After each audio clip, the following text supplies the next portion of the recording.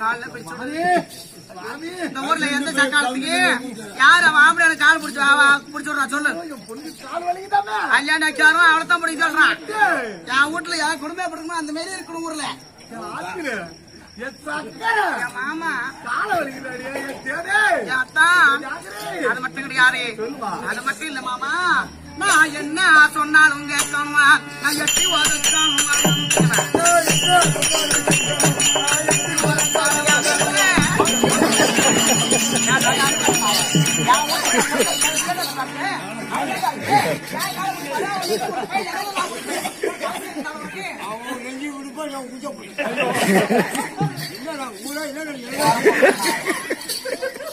வெளியே கிடக்கிற நாய் குறைக்க விடுறதால வாடகை வீட்டுல குடி இருக்கிற நாய